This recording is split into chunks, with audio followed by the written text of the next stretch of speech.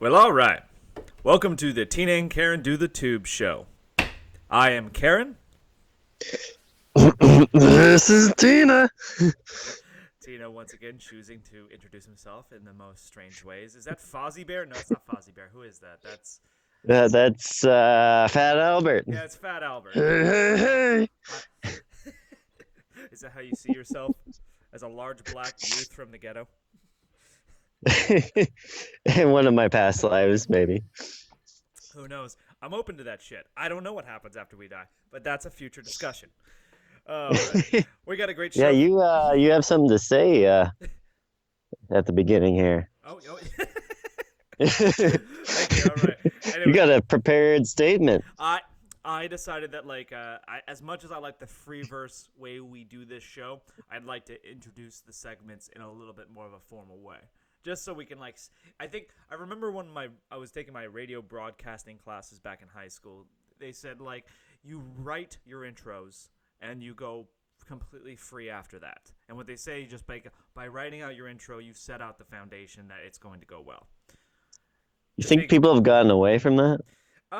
I don't know. I think a lot of the podcasters and analysts I like to listen to, at least, a lot of the time they set out a written intro and then they just freeball it after that. So I want to give that a try. Yeah? Yeah, sure. See how you like it? Yeah, See sure. how I like it. Absolutely. So we have a couple of discussion topics for you tonight.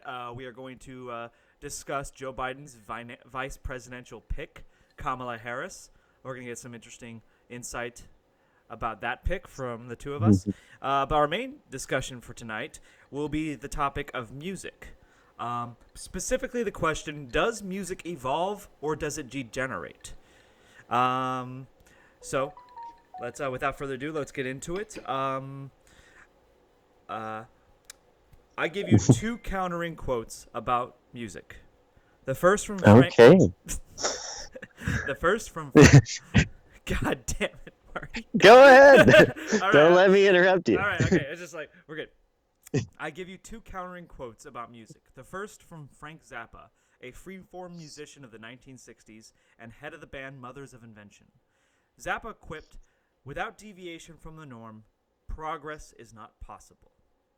The second quote comes from an English philosopher and writer, Aldous Huxley, who wrote, Ooh. "After silence, that which comes nearest to expressing the inexpressible truth is music." Two quotes reflecting two distinct philosophies of the world. One expresses the need for progress and to free ourselves from our boundaries. The other, a search for truth. The implicit claim, of course, being that there is an objective truth to the universe. Does music simply evolve? Or can it be led astray and degenerate? Are classical composers such as Mozart and Beethoven objectively better than modern artists like Cardi B or Tekashi 6ix9ine? Or is beauty as often reality in the eyes of the beholder? Tonight, Tina and I will be exploring music and its role in our lives, the broader questions of where we've been, where we are, and where we're heading, expressed through rhyme and rhythm. All right. Not too bad. Yeah, thank you. So, to get into it, just for starters, now I know that when I told you I wanted to talk about this subject, I gave you a link to the song WAP by Cardi B. Wet ass pussy. Wet ass pussy. Now I know, but the truth of the matter is that I actually have been wanting to discuss this topic far longer than this video has been out. Really, it just came at the perfect time. It did. It's the right song for the right moment. I think it's a podcast topic I've been wanting to discuss for a long time, and just this news story sort of just made me it's a total perfect segue into it. Now, for those who don't know, conservative pundit and commentator Ben Shapiro criticized the song for its lyrical content, and it set the Twitter world astorm. It bring in the debate about whether music is degenerating or whether music is just changed for the masses. And Cardi B responded to Shapiro in the most unflattering of ways. She quit back about how he's never seen a WAP in his life. Okay. So now, for the record, I do listen to Ben Shapiro quite regularly, but I did not know about this this topic of his when he discussed it. More, I just read it online. Like he brought it up, and like apparently he was criticized for it.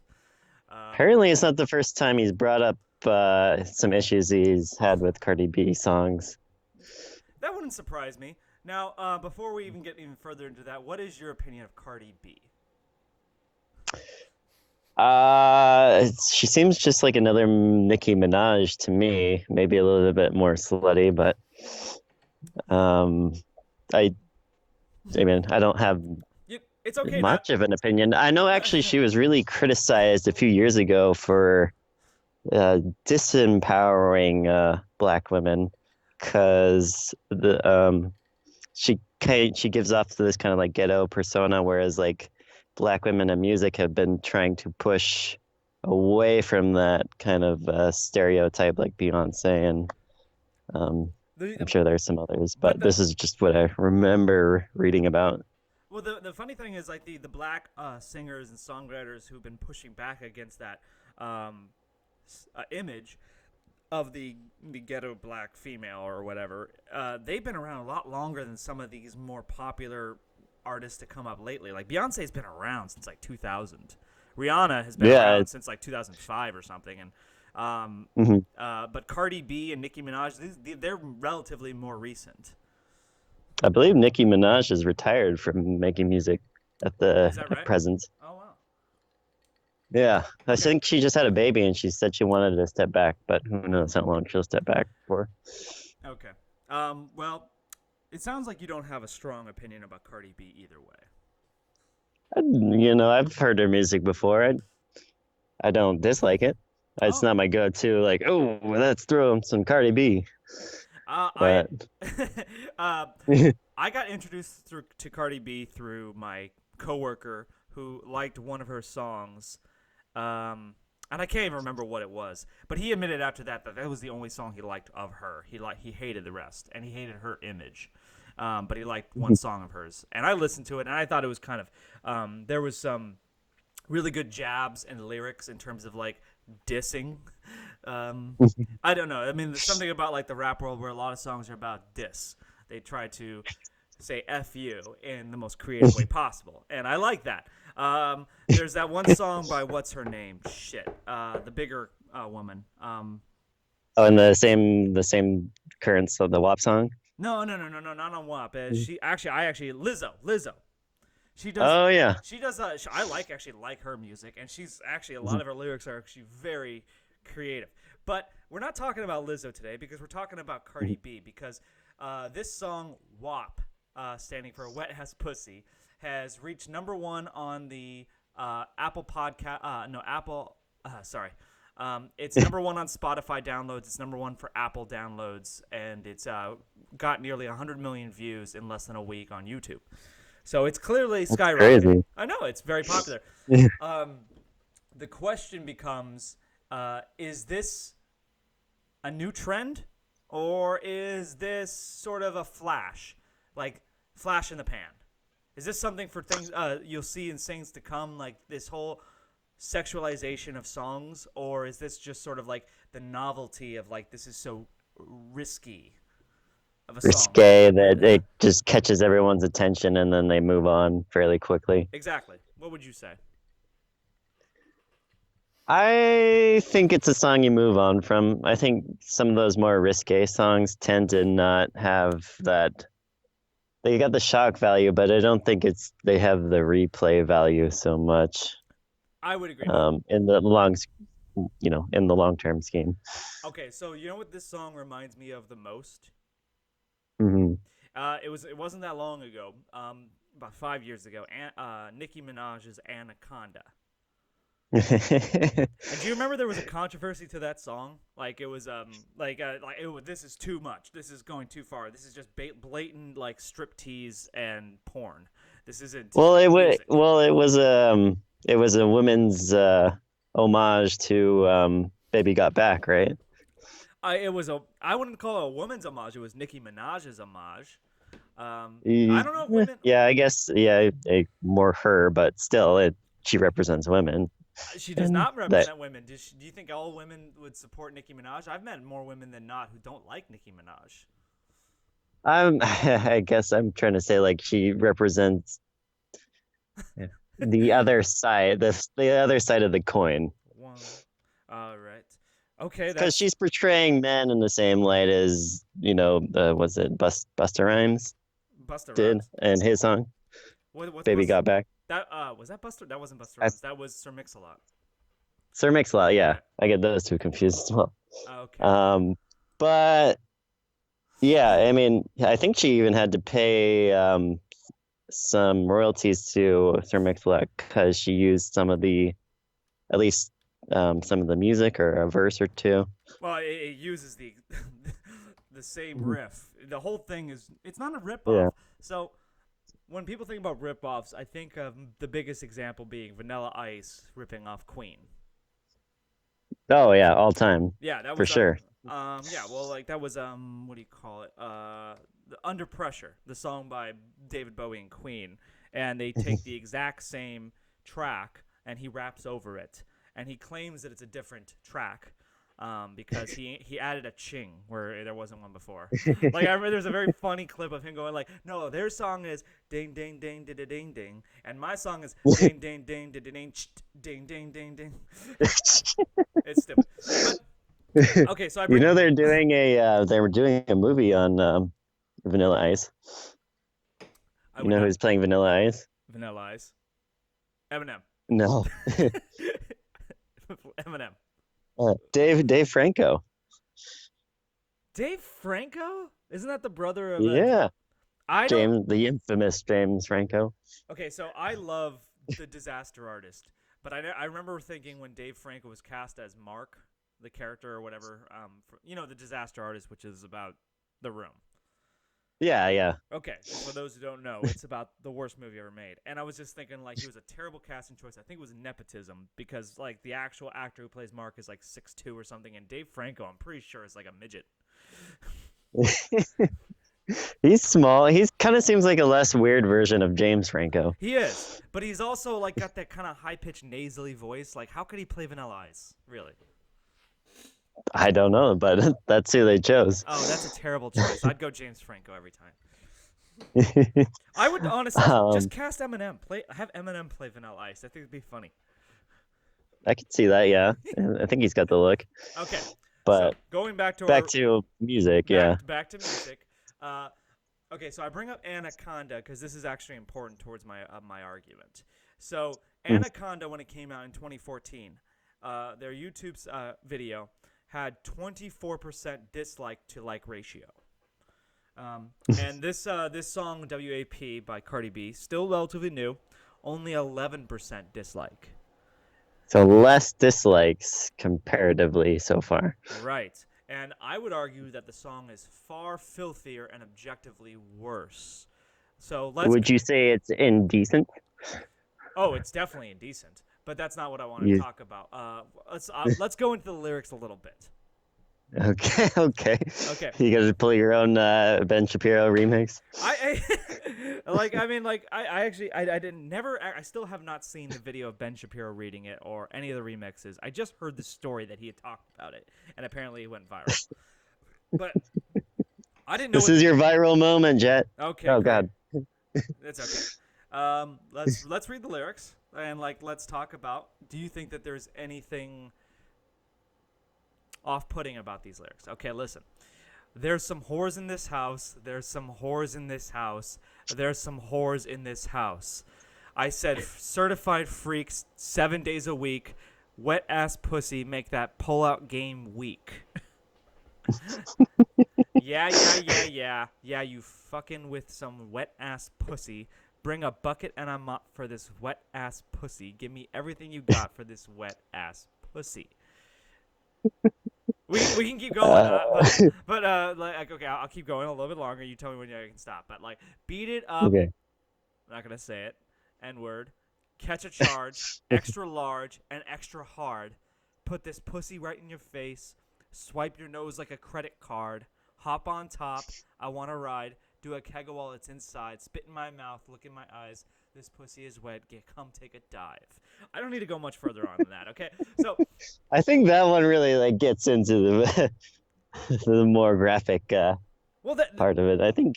well, Hmm, I mean, like, okay, so I wanted to talk maybe about implicit versus explicit lyrics, right? okay. Okay, so Anaconda, there was far more innuendo in Anaconda than there was in this Cardi B song. Cardi B just comes out straight and says everything that she wants sexually. Yeah, the most innuendo part was probably the WAP, which I was struggling to understand until I actually looked it up, the acronym. That's not even a innuendo though. That's just straight out saying it in like an acronym form. Yeah, I think they're just. Do you think they're doing that just to get away with any like formal complaints with the title, or That's the thing. I don't know if they can actually do legally put that as wet ass pussy as the title, can they? I don't know, but once again, I don't think that this is like Cardi B like putting up a protest of what she can and cannot say and do. This is she did not even think about This this. is our moment. Yeah, I don't think that's how she saw it. I just think that Cardi B, who she is, and she didn't think there was anything wrong with it. He's like, this is what people want to hear. I'm gonna give it to them. It wasn't she wasn't making a statement, and um, she wasn't she wasn't trying to skirt the lines of what she can get away with. It was really just people like this stuff, so I'm gonna give it to them. Yeah, it wasn't like her trying to be a rebel. No, at least I Do don't you think. even think she was expecting all this criticism after the song? You think that it was like a plan to be so controversial on purpose to get views, or is it just her perspective? I think this song would have blown up whether Shapiro had talked about it or not. Like, I mean, Hmm. like, I was hard pressed to find a song with such explicit lyrics as this one. Like, Yeah, I mean the list you sent me, like even those songs, like I guess the number one song, she pretty much came out and talked about her vagina a lot, but um, the other ones it just didn't seem quite as graphic or no, explicit. not even close. And like, actually, that's why I wanted to read the lyrics of another song that was on that list. So, I sent to you a list on Ranker.com where people are allowed to vote on what they thought the filthiest, dirtiest songs ever made were, and Hmm. all of them were made post 1990 except for one, Prince's "Little Red Corvette." Hmm. Okay, so when I saw that one as the outlier, I wanted to look at the lyrics and find out like just how dirty and filthy. What was considered dirty and filthy in the 1980s? So I'm gonna read you. I'm gonna read you Prince's lyrics now from Little Red Corvette. Okay. All right. I guess I should have known by the way you parked your car sideways that it wouldn't last. See, you're the kind of person that believes in making out once, love 'em and leave 'em fast. I guess I must be dumb 'cause you had a pocket full of horses, Trojan and some of them used, but it was Saturday night, I guess that makes it all right. And you say what I have to got to lose, and honey I say, little red Corvette, baby you're too much too fast, little red Corvette, you need a love that's gonna last. Hmm. Great song. Yeah, sure. Contrast Do that you one. think do you think the controversial line was about the horses, or was it like the making out and leaving? Well, the song is explicitly about a one night stand. Him talking about a girl Hmm. who's only interested in one night stands, but he actually there's almost a you could say that he's trying to get this girl to actually. You could actually make the argument he's trying to get this girl to commit. It's not that he's trying to do that, but like he does say, "Baby, you're too much too fast, Little Red Corvette. You need a love that's gonna last." That's the chorus. Hmm. He's trying to I convince mean, this. God forbid we have a woman, that is just into one night stands. Mm, we'll get into that in a second, but like this is just a song about a guy who's trying to take a wild girl and tame her, essentially. Take a wild Corvette, and Yeah. Although take give. the Trojan lyric is explicit, and it's not even explicit because he called it a pocket full of horses. Like not a lot of people are gonna get Yeah, that. I had to think about that for a second. Exactly. Okay. Once again, compare and contrast that 1983 Prince song to Cardi B's "Beat Up, Catch a Charge, Extra Large, Extra Hard, Put This Pussy Right in Your Face, Swipe Your Nose Like a Credit Card, Hop on Top, I Want to Ride, Do a Kegel, Spit in My Mouth, This Pussy is Wet, Come Take It." Like, let's be honest here, okay? So like one song is just porn. You could rate this is like a script out of a cheap porno movie. And I was actually, when you brought up talking about, this sort of music, I was thinking like, why aren't there like why don't they have like explicit porn lyrics and porn music? It almost seems more like kind of just jazzy elevator music. Jazzy elevator music. There must be something about that like is carnal and like primal. Like a certain like beat or rhythm that like just gets you in the mood. If you had lyrics, would it be like too distracting for the scene? Yeah, I would say so. I mean, I want I to. guess they do have porn music videos now where they'll take a song and then they'll insert a bunch of clips. But like, But just out of curiosity, like, do you think like porn cares much about like? I mean, there is highly produced, high production value porn out there, but do you think most porn is just cheap porn?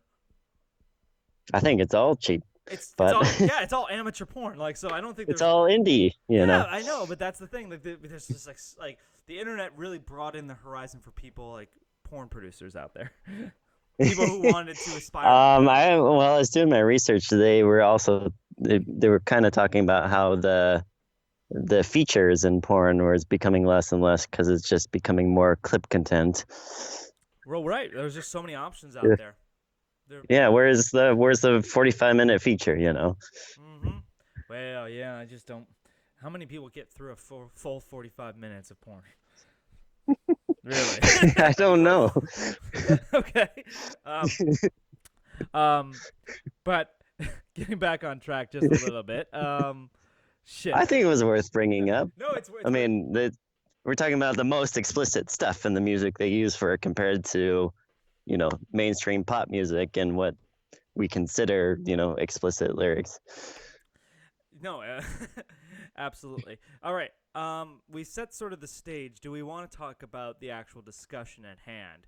Does music evolve, Yeah. or is it degenerating? Yeah, you sent me some clips about how the sounds in the music are becoming, there's less diversity, or like there's less amplitude, Oh, I yeah. would say, between different instruments or No, absolutely. Let's devices. yeah, we can actually talk about that quickly. Smithsonian Magazine published an article in 2012. This is back in 2012. I think the music's gotten far worse since then. But it says the Scientific American reports on a study that tried to track changes in pop music over the last half century. Joan Serra, I don't know if I'm pronouncing that right, a postdoctoral scholar at the Artificial Intelligence Research Institute of the Spanish National Research Council in Barcelona. God damn, that's a mouthful. All right. And his colleagues, that's a man? Joan? God damn the Spanish. All right, Spaniards. His colleagues examined three aspects of those. I love Gladiator. And his colleagues examined three aspects of those songs: timbre, pitch, and loudness. What they found was that songs today vary less than they did in the past, and they're much louder, which actually takes away. There was something I sent you called the loudness test. Which Yeah. it actually it was argument that like that loudness can sort of decrease the dynamic range of a song. When it's all loud, there aren't those moments in the song that really can kick on. Like, do you remember the song "In the Air Tonight" by Phil Collins? Yes. How good? I actually watched a funny meme clip or meme gif where they have that song and that riff, and it's a biker and he smashes into a bunch of empty garbage cans. That's amazing. I saw one where a guy was like slamming cabinet doors, like to that beat. Oh yeah, that was a good one. But anyways, I remember I also watched a video where like they were showing these teenagers, they were listening to that song for the first time, and they were like kind of jiving on it. They liked the whole rhythm and they liked his voice, and then that part comes on and it sets it on a whole new level. They're just like, whoa! They freaked out, and they're like, "Yeah, this is." And I don't think teenagers. But I don't think you're saying music nowadays though doesn't have that same sort of effect. Like it doesn't have that. I think That hook. I think when the whole song is loud, there are fewer moments within the song that can give a lasting impact. It all just sounds like Hmm. noise at a certain point. But It's almost like the hook has become more of the lyrics than the actual music. oh, definitely, I think. But just by calling it the hook, it used to be called the Hmm. chorus.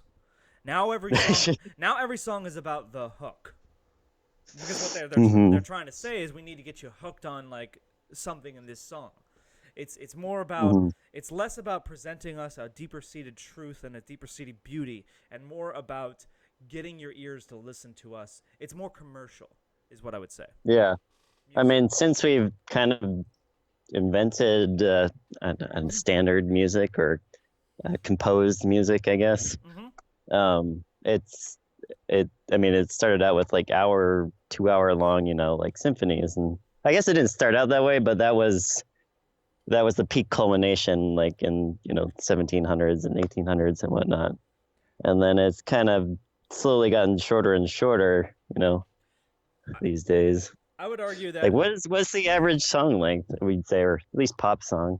I don't have a good number for that, but I mean, like, do you think That's like 5 minutes, rough estimate, I'd say. Maybe oh, I would say it's say under five 4.5. minutes. 4.5, 3.5 to 4.5, something like that. But like, that's actually a good point because did you remember watching the movie Bohemian Rhapsody? Did you watch that I movie? never watched the movie. Oh, okay.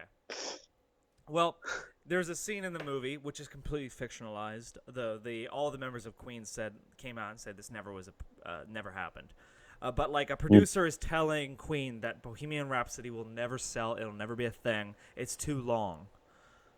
And I think that's the way the music industry was heading. They want songs that get quick radio time. They don't want Freebird. They don't want Stairway to Heaven. They don't want Bohemian Rhapsody. These songs are Hmm. too long. They think no one's actually ever going to listen to the whole thing.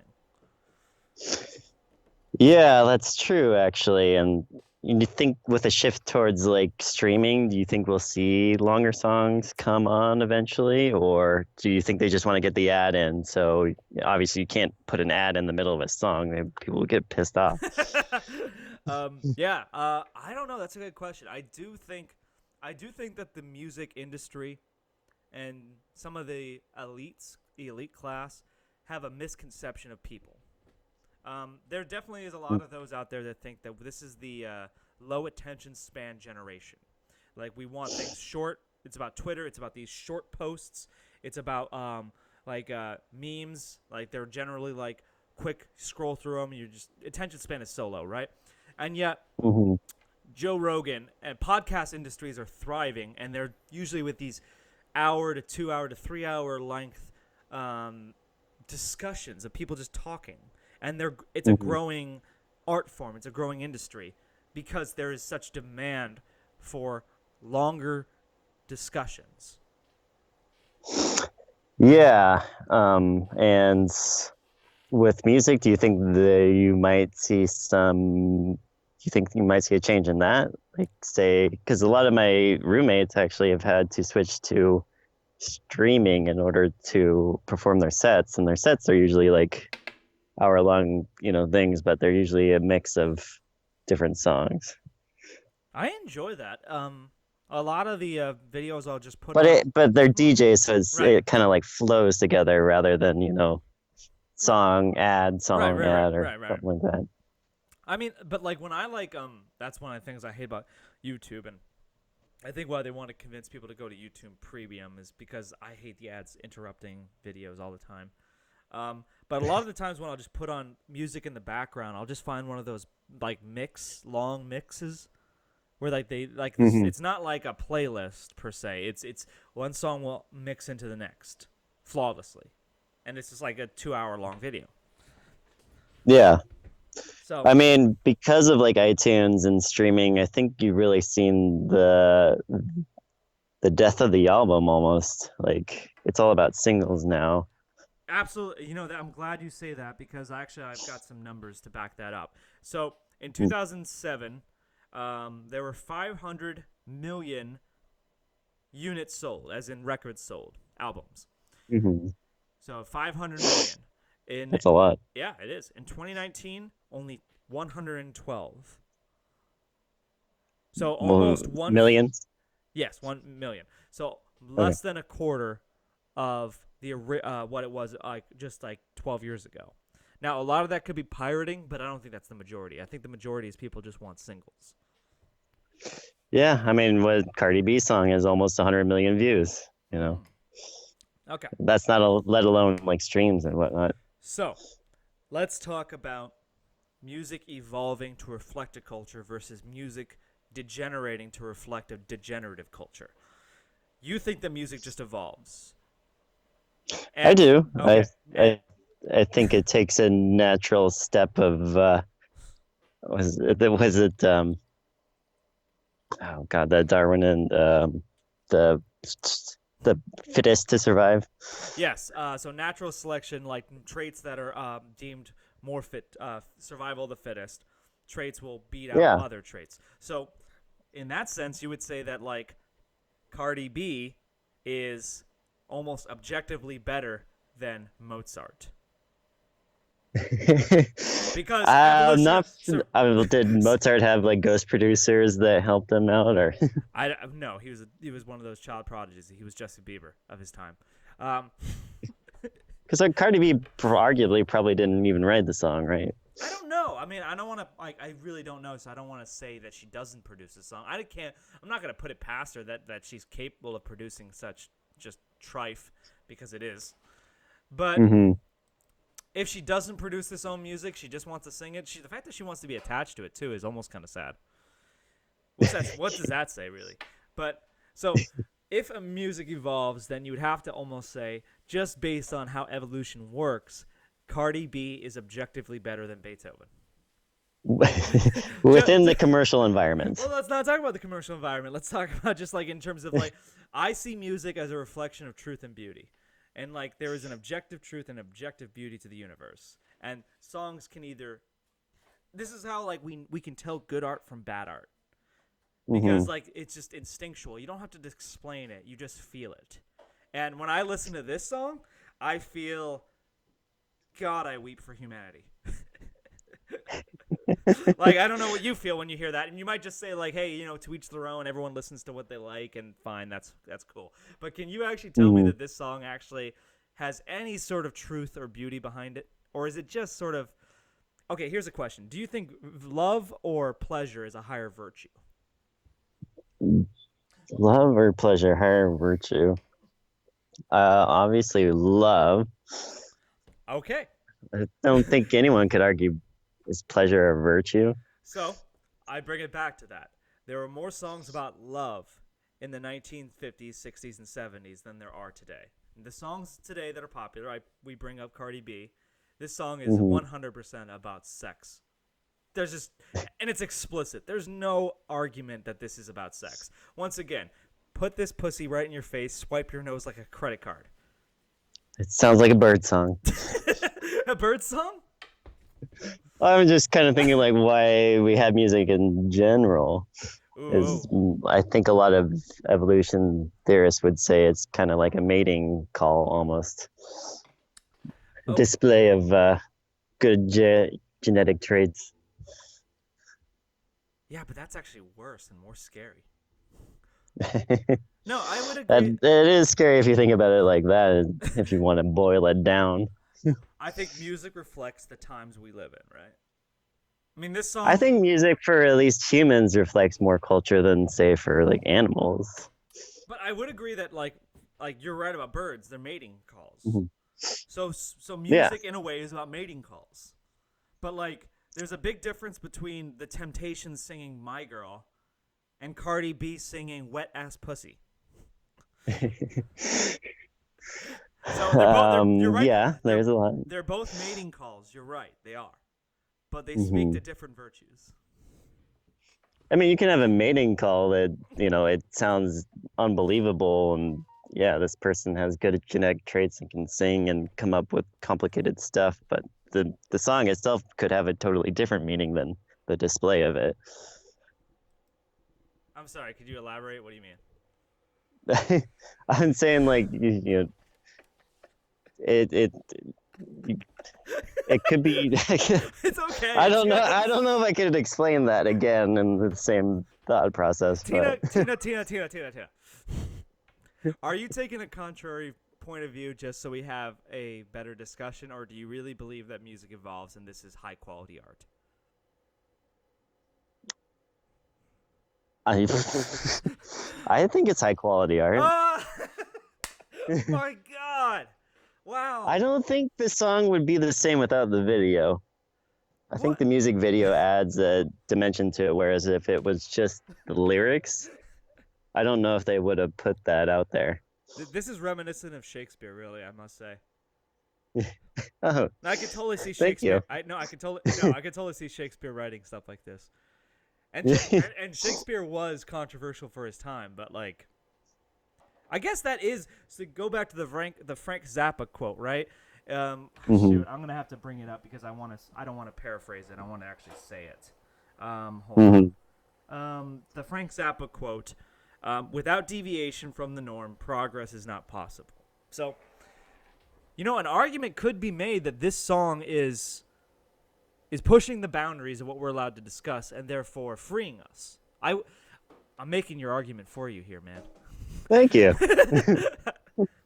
Hey, listen, I'll even To make your argument for you, I think maybe you could say that the music itself reflects a degenerative culture, but I think music over time has evolved.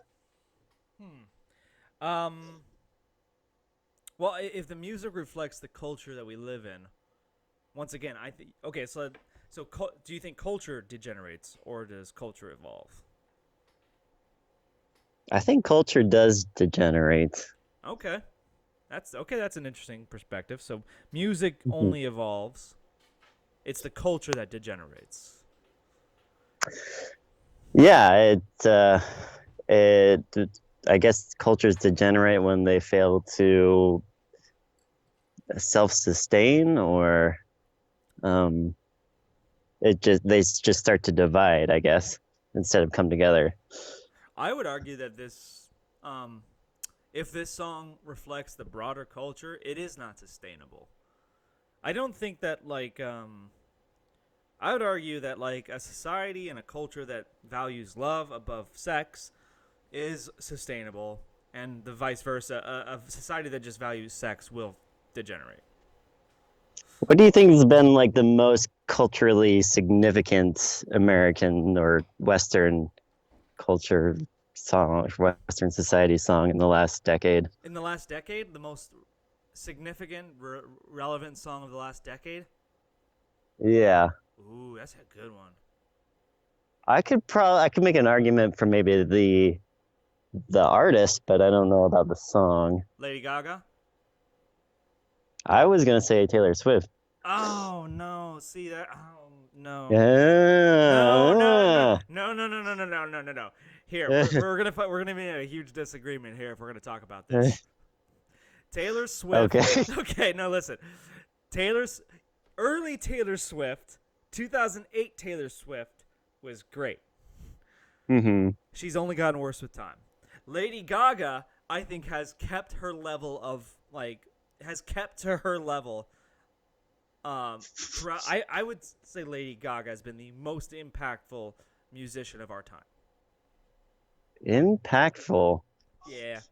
Oh, she's definitely. Really? Oh, she's definitely like on the same level as some other great historical musical acts, such as Queen or David Bowie or um, Okay, Elvis. let's go decade by decade. Let's Okay. go 60s. Who's Well, that would be almost uncontroversial. It's almost no question. It's the Beatles, right? okay, yeah, Yeah. Beatles. I mean, they essentially invented the pop band. Right.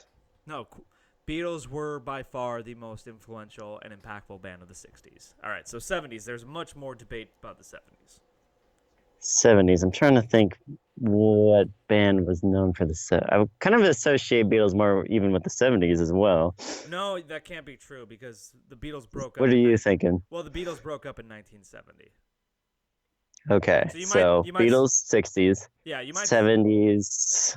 yeah, so obviously all the individual artists of the Beatles had successful solo careers into the 70s. Hmm. And 80s minus John Lennon. Um, He really didn't put much out after 1980. I don't know why. What a shame. Yeah, I know it's he really got lazy. I don't know. I know. But okay, the 70s, that's a tough one. 80s, Michael Jackson, Oh, definitely. right? Okay. I'll go Elvis was the 90s. 1950s, by the way. We started in the 60s, but Okay. Elvis gets the Yeah. 50s, yeah. And I like Sinatra, that. yeah. And then 70s is a really hard debate because there's so many bands that jump to mind. I I like to think that the 60s built the foundation for the 70s, and so many great musical acts arose in the 70s. Because of the hippie era. Well, because of the freedom of music that happened in the 60s. So I will once again quote Frank Zappa, which once again goes against my argument, but without deviation from the norm, progress is not possible. If music didn't deviate, then we wouldn't have such a rich diversity in like music that we have today. hmm But I will Yeah, also it all sound the same. I think music has to change over time. right. If you look at what music sounded like in the 40s or early 50s, like it all was homogenous. And then there was an explosion of diversity in the 60s, 70s, 80s, and 90s. And then I think somewhere around 2000, it's been sort of like going back to homogenizing. Everything sounds the same. And the case in point, I think you were the one that showed me a long time ago the four chord song or something, and how a lot of pop music revolves around that same simple chord. Right, and that's actually what like the Smithsonian Institute found as well. They said in terms of pitch, roughly corresponds to the harmonic content of piece, including its chords, melody, and total arrangements. They found less diversity in songs as time went on. So yes, it's I definitely think there's been like sort of what you call just a normal distribution. We have increasing diversity of music beginning in the 1950s and exploding in the 1960s and 70s, and then it peaked in the 70s, 80s, 90s, and that it's been on. I would say been back. It's on the decline since about 1995 or so. I don't know. Well, in the 90s is when rap first became culturally relevant. Um, and then they had going in the 2000s, you get a weird mix between rap and pop. Mm-hmm. And then once you get to the 2010s, that's when EDM really kind of starts making a scene. But I would argue that pop, hip hop, R&B, rock, and country, even I would say country, they all more or less sound the same. They all have these little differences, but they really blend together, unfortunately. Mm-hmm. I don't think there's as much distinguishment. Yeah, I mean, if you took country and R&B and pop in the 70s, they'd all sound completely different. Mm-hmm. Now, this might also be another interesting thing to discuss, but among young generations, ages 16 to 24, pop and hip-hop are considered the two most popular forms of music. And then after that, they're all more or less the same.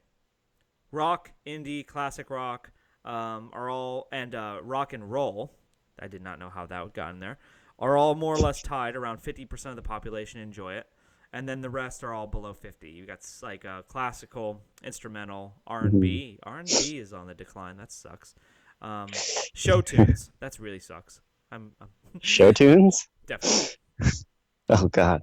Okay, I'm not a fan of show tunes. So show tunes have always been crap. Where do you think the future of music is heading if we're on our current trend? What do you see becoming popular? I would say this. Cardi B. More of this? More of this. Okay. I think that there is much more emphasis on hedonistic pleasures than there is on seeking higher virtues. You think because it's so hedonistic though that it kind of shifts the attention on it, but Taylor Swift arguably came out with one of her better albums, just a few weeks before the song came out. Yeah, and I wanted to actually bring that point up because, once again, another argument against my side is that we can shine a spotlight on the crappy music like Cardi B, Mm-hmm. but truth is there's plenty of good music nowadays. Plenty. Mm-hmm. I mean, it almost become easier for artists to get recognized because of streaming than it was before, where they had to go through like record companies. hmm Yeah, but I see that as that's actually a good another discussion for another time. But I see that like being threatened. Hmm. You actually talked about something you wanted to talk about in our last week's podcast was the sort of the monopolization of big tech. Hmm. And what I'm seeing from the big tech companies is sort of just corporatism and conglomeration and less independent creators.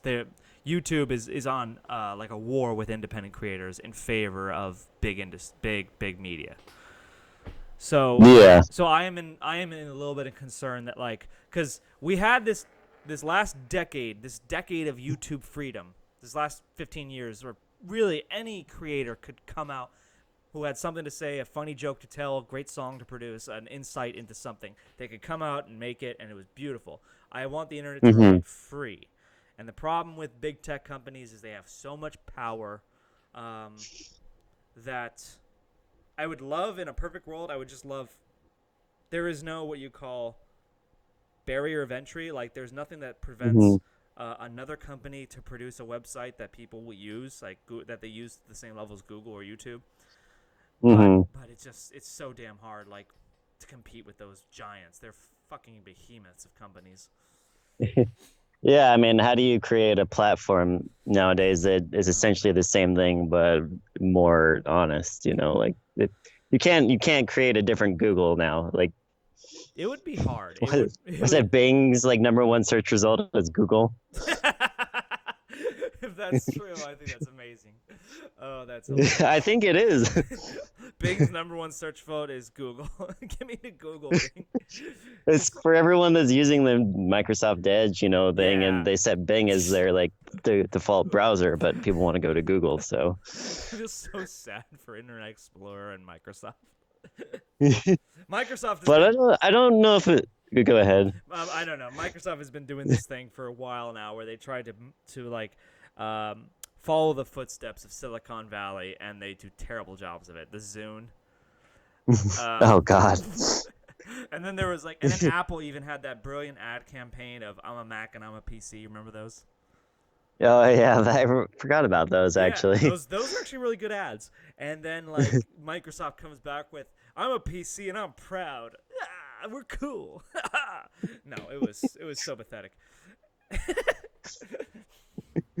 Oh Lord, I forgot all about those. But do you think, with music, it's gotten the same way as Spotify? I guess is the number one streaming app, but it's not like they don't have competition with other um, streams, I guess. I think that I don't know for sure, but I think a lot of these big tech companies, Spotify being one of them, although I'm not sure how big they are, they Mhm. engage in monopolistic tactics. They usually buy out competition before they're allowed to grow, and unfortunately, there's a bigger incentive for a lot of startup companies to just sell than to grow. Because Mhm. I think there's something that can be said about our generation not willing to, like, you personally know this because you know a lot of programmers, but they're more interested in selling their companies than they are in developing them and running them. Well, yeah, maybe that's the problem is there's just no creative incentive anymore. The people that can build the sort of stuff that can become a platform no longer want to. Can I can I get a little political for you for a second? Sure. Okay, because we're gonna transition into politics soon in a second. Um, Okay. but okay, I think one of the reasons for that is because liberals and conservatives are so polar opposite in terms of what they do well and what they enjoy Hmm. doing. Liberals are incredibly creative and they love freedom to come up with new ideas, and they're so out of the box thinkers that we need liberals to be entrepreneurs and inventors and creators. Um, but they don't really like. They're not really good at running anything. They don't like to organize. They don't like that. Hmm. Conservatives, they like that sort of thing. They love to manage. They love to organize. They love to categorize. They love to schedule and do all those orderly. Status quo. Yeah, they like to do all these orderly type things. But there is like such a void of conservatives in Silicon Valley and in the tech world that a lot of people who are engaging in tech companies, they come up with their idea, they develop it, and they want to sell because they don't really want to run it themselves. You would need conservatives basically to run it because they're into running things. They're not into developing new ideas. Well, it's not that. It's almost not that they're not into developing new ideas. They're just not really suited for it based on their personalities. They're too. Yeah, Their personalities. I see what you're saying. Yeah, their personalities are too in a box. They think too much in terms of categories that they can't come up with new ideas. Well, yeah, I mean, they're conservative. They're practical, you know. Well, yeah, exactly. By the definition of conservative, they like order. They like to put things in the right place. They don't like Not like Frank Zappa, where you're pushing the boundaries. right, and that's what liberals are good for. They're really good at like developing new ideas. That's why you need both to have, like, for all the talk of one side is worse than the other. You need both sides to the equation to run a successful society. You need liberals to come up with the new ideas to new problems, and you need conservatives to run things. And that's something that doesn't exist in the tech industry. We just have liberal-minded people who want to sell their ideas, but because they don't want to actually run them. You think Congress will break up big tech? I don't know. That's a great question. I know that Elizabeth. It's on the window. I mean, it could happen in our next election, or depending on who's president. I don't know. I mean, it's funny enough because like I remember Elizabeth Warren was the most hawkish person about breaking up the big tech companies, and I remember like I don't know which website it was or which tech company it was, but I think it was Twitter. But they came out saying like to Warren like if you want to prevent something like Trump happening again, you don't want to break us up. Which is kind of scary because it basically says they have the power to influence people to such a degree that they actually. It's kind of threatening. It's basically it's a threat to Elizabeth Warren. Like, hey, you don't understand how important we are in directing the information flow of society. So, which all those tech companies they swing one way. They're all very left wing. So. Well, I mean, they might say that, but then they all have offshore bank accounts and headquartered somewhere else, and that just makes them hypocrites. That doesn't mean that they're not ideologically driven. No, I'm serious. Okay. I'm serious. Fidel Castro died a billionaire in a country where did he really? I didn't know that. Yes, he was like. I'm not surprised. No, but that's my point. Like, that's my point. Like, he talks about when these people talk about equity, they don't actually mean it. They mean equity for the masses, but they want power for themselves. So, yes, I understand your argument that, like, these companies, they preach left-wing values, but then they'll practice right-wing fiscal conservative policies. Well, that just means that they're hypocrites, really. It just means that they don't understand their own ideology that well. Or they just preach what they don't practice what they preach. Or they don't preach what they preach what they practice. So. Yeah, I mean, they're businesses. They take what works best for them, given the media attention and the financial incentive, and make it work. Yeah, I've always pointed to that as a reasoning to I tell left-wing people it's like the people who are most left-leaning in terms of their ideology don't actually believe what they say they believe, because just look at these big tech companies. Their practices are completely capitalistic. They don't actually want equity. Yeah, I mean, yeah. Do you think we're more capitalistic? Because I've heard arguments saying capitalistic society, or because I've heard arguments saying like the tech companies really don't develop like new tech. It's all developed in the universities and not in the private sector. I haven't heard that argument, but I'd love to look into it. Yeah, I mean, a lot of the universities are taxpayer funded and are subsidized, and they create that tech for free and essentially just hand it over to whoever can make a business out of it. Now that's interesting because it sort of goes against everything I've been taught and learned in terms of incentive structures. Like universities don't like. I mean, there's that great line in Ghostbusters where like what's his name? Uh, I'm forgetting the names of the characters. Ray. Ray says to Venkman, he Hmm. says, you don't know what it's like out there in the private sector. They expect results." The joke obviously, Results. the joke obviously being you can spend your entire career in a university, you have your tenure, you have your comfort job, and you never actually have to Hmm. produce anything because there's no incentive structure to actually say you have to produce something versus a private sector job where you have to produce something, otherwise you go out of business. Well, it's also interesting because it means they can push the boundaries a little bit more if they're less incentivized. Like if they had to make money off of everything they made, I'm sure it'd be different, right? Well, that's a great counter, and I'd love to look more into that. Really, I would. We can Hmm. talk about that in a future discussion. But for now, we're going to transition um, into a little bit more of current events. Okay. All right. So, unless you had your head under a rock, and strangely enough, I wouldn't fault you for that. no, yeah, strangely enough, I assume that people would prefer it.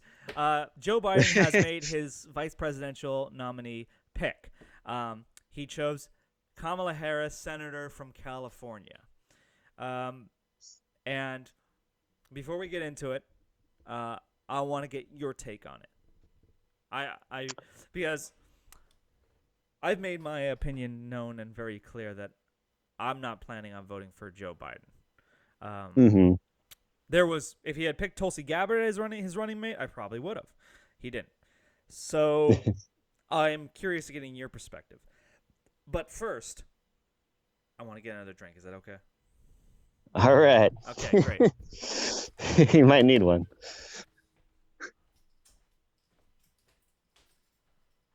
Okay, don't worry about the dead air. I'll edit that out. Okay. Okay, so we're back. Joe Biden selected Kamala Harris, senator out of California, as his running mate. Tina, your thoughts? I think it was a probably savvy move by Biden. I think that she doesn't come with a whole lot of baggage, although there is this kind of meme going along in progressive spheres where it's like what you hope for and what you got, and what you hope for was like Bernie Sanders and AOC, and what you got was Biden and Kamala Harris. But I compare it to like Elizabeth Warren, who might scare people off because of her progressive tendencies, versus someone without the experience, like that Michigan governor, or was it? I don't remember all the names on his list, but Right. Yeah. she just kind of comes with the most kind of moderate, I guess, pick. Like she's not. I don't think anyone's excited that. Oh my god. All right. Yeah, I So I'm not excited for it, but I can get why he did it. um so I'll ask the question. Did it sway you a little bit or at all? Or are you still planning on voting for Oh Biden? no, not at all. So you're still planning on voting for Biden? Yeah. Okay. Do you think she'll be really running things if he gets elected? Well, it should be like a Dick Cheney. I don't think there's any doubt about that. I mean, what do you think about Biden's mental state? I think he's more there than we like to joke about, but who knows? Like, there's a lot of talk that he might just run for one term. No, he said he'll only run for one term. Did he? Yeah. Okay, I hadn't heard that. Okay. He called himself a transitional figure. He doesn't actually want to be president. He wants to sort of be the stepping stone towards someone else. All right. Yeah, Well, I literally. No, got respect for that. literally his words. He sees himself as a transitional figure. He doesn't actually think of himself as like a leader. He sees himself as the stepping stone for someone else's career. And he chose Kamala Harris. Okay. So we should view this as what he thinks the person who should be elected should be like. I guess. Are you surprised by Kamala Harris at all, or are you like me, not surprised? I'm extremely surprised. Really? Yes. Do you I think he would have caught more excitement if he'd taken someone like Elizabeth Warren, or um um, I mean do you think it was a smart move for him, just from a you know neutral standpoint? a political standpoint, just like in terms of electability, Yeah. no. Ah. Okay. Um, Go on. okay. Are you ready? Because like I got a lot to say about this pick. I kind of figured you did. Oh my god.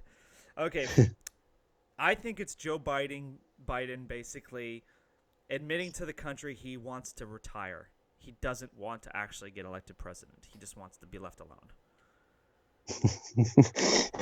Just leave me back in my bunker. I really do think Face mask required. 3 months. I think that Joe Biden admitted to the country, I don't want to be president, and here's like how I'm going to basically sabotage my whole campaign. Oh, you think this is like the who's that former VP pick for Sarah? It's like a Sarah Palin. Yeah, I think he. Really? I You think. would put it in the same stage? Oh, it's worse. It's like It's now worse. I'm not going to say like that like Joe Biden will lose the election. Um, God, I hope he does now. But I think that like he I don't know what he was thinking. I really don't. There's like nothing about this that makes sense to me. I think he backed himself into a corner when he said, "I'm going to pick a woman of color," and therefore extremely limited his options. And there I wasn't. think he just said a woman, right? Not a woman of color. No, he later he said a woman at first, and then he later on he said, "I'm going to pick a woman of color." Okay. So I don't. I just What do you think was what about her or this selection thinks makes you think this will tank his election? Well, I don't know if it'll tank it because I'll get into that in a moment because this election is not about Joe Biden at all. Um, Hmm. I got some numbers to back that up. It's entirely based on other things. It's all based on Trump. Um, in other words, people are voting either for Donald Trump or against Donald Trump. They don't care who the Democrat is. I Yeah, think which that's is sad. well, yeah, because I think there's the enthusiasm gap was mentioned. Like something like 58% of Trump voters are excited about going out to vote for him, versus like 23 to 25% of Biden voters are excited to go out and vote for him. That doesn't mean Do you Biden. think people are less excited to vote for Biden than they were Hillary? No. Well, it's funny enough. I don't think either one are that exciting candidates. I think Joe Biden is more comfortable for a lot of people than Hillary was. Hmm. Like, he's non-threatening like Hillary was because Hillary was just Satan. His Um, most threatening move is sniffing your hair. okay. That's okay. So we're gonna get into Kamala Harris before we talk about the Yeah. bigger election picture. Kamala Harris was probably the worst possible pick, and I don't understand why he did it. Other than I think he wants to sabotage his own campaign. Kamala Harris is not going to help him carry any swing states. She's from California. California was never going to vote for Trump. So picking Harris doesn't help gain him any swing states. She doesn't. Okay. Yeah. She doesn't appeal to middle Americans because middle Americans see her as a coastal elite. She doesn't appeal to moderate voters because they see her as a extreme far leftist because she has a voting record that's the fourth most left wing in the entire country of the Senate. And she doesn't actually appeal to progressives either because she's seen as like too tough on crime because she went after a lot of like low level criminals when she was a attorney general for California. And Hmm. lastly, she doesn't appeal to libertarian voters either because like she's a very much has an authoritarian bend. Like there's a lot of clips out there of like how she's well, first off, just her political positions are very authoritarian. She says she would use an executive order to do just about anything she wants. And like Joe Biden criticized her on the debate stage saying that's unconstitutional and she laughed about it and say I'll just do it. Spot on. No, yeah, I mean that's so she doesn't appeal to anyone. I don't get it, and she's like as charming as Hillary Clinton, and Hillary Clinton was the most unlikable candidate in U.S. history. Case in point, Trump She won. dropped out pretty early from the race, didn't she? Well, yeah, because she had no support. She had like something like 5% of the Democratic vote. Okay. Furthermore, she doesn't even appeal to Black Americans that much because her parents were Indian and Jamaican, and the Jamaican black ancestors owned slaves. She's not. I mean, to be fair, I don't think she was his first choice because the whole George Floyd thing and what's her name I don't know who you're for talking that it was the not the governor of Minnesota, but the senator. I don't know. But Oh, you mean because of Amy that, Amy Klobuchar? who? Yeah, that's her. Yeah. I think Amy Klobuchar would have done a lot. Early on, like she was everyone's like, oh, he's probably gonna pick her. Yeah, and I think But that then the whole George Floyd thing happened, and because she had her name attached to that, you wasn't possible. But the funny thing is, I think Amy Klobuchar would have actually genuinely helped him win the election. Kamala Harris just, like, basically undermines him on every way. She doesn't appeal to anyone. And calling her a moderate for me was really laughable. Well, that Like, I mean, what I think position the fact that maybe she doesn't appeal to everyone makes her the most moderate choice. that makes no sense. She doesn't appeal to anyone.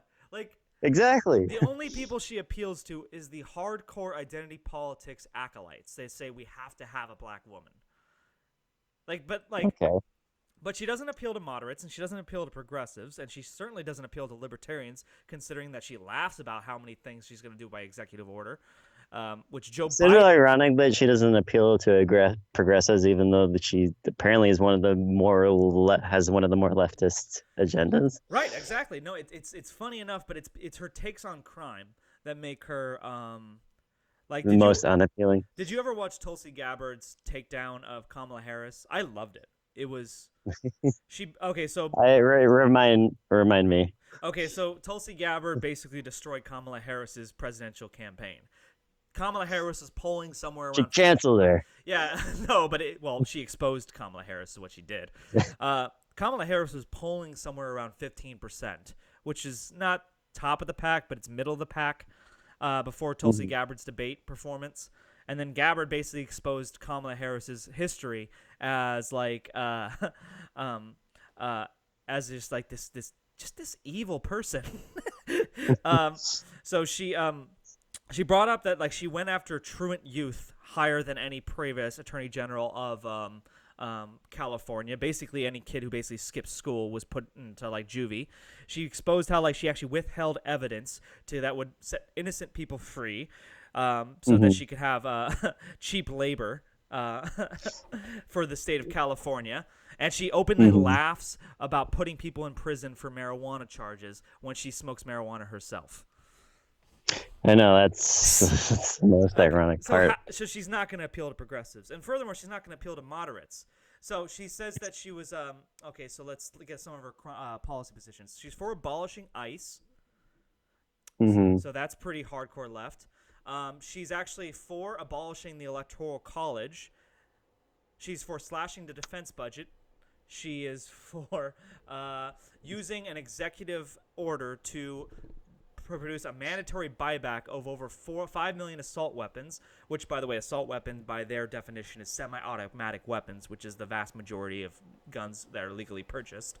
So she doesn't appeal to that. She wants to get rid of the filibuster so she can pass the new Green Deal. Specifically said that she wants to pass the new Green Deal, which also calls for a ban of air travel and beef industry. I don't know how you can call her a moderate. Just out of curiosity, what about her screams moderate to you?